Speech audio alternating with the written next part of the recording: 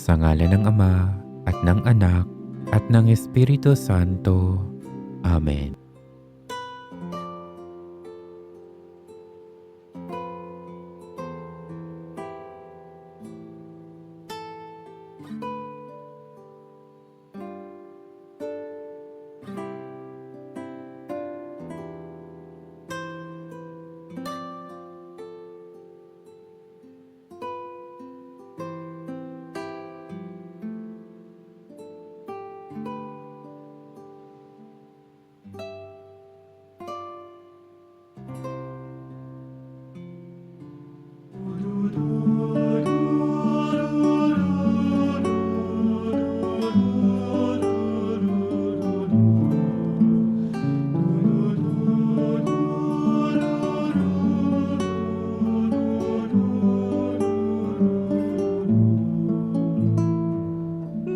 Minsan ang buhay ay isang awit ng galak, at mayroong liwanag na tatanglaw sa ating pagyapak.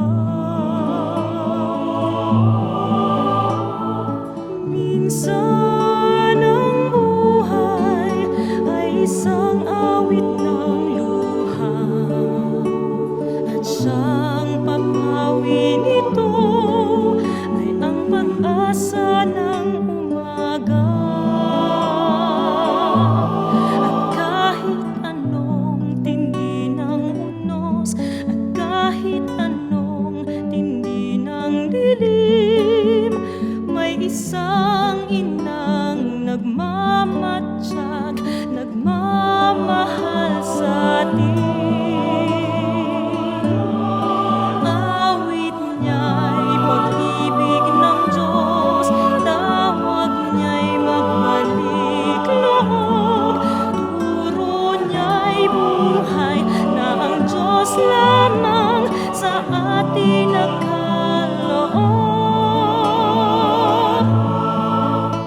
O inang mahal, narito kami, awit-awit ang Ave Maria, at dalangin ng bawat pamilya. Sa ngalan ng Ama, ng Anak, at ng Espiritu Santo. Amen. Ang ikasiyam na istasyon, si Jesus ay pinawi sa mundo. Sinasambahan natin ang mga kasasalan ng Panginoong Jesus.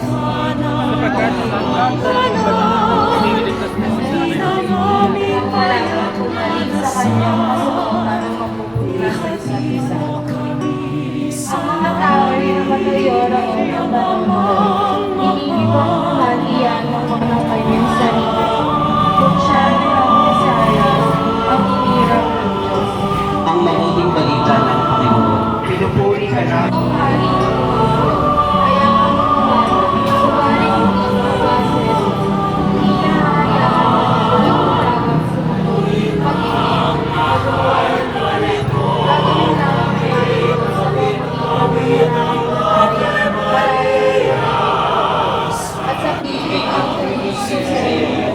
Panginoong Jesus, pagkalawag mo ang hiyayang ang pagkakasay tutul.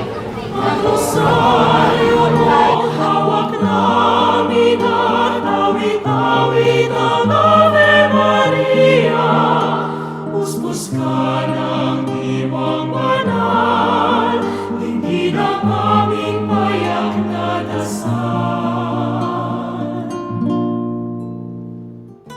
Ihatid mo kami sa langit ng amang mapagmahal.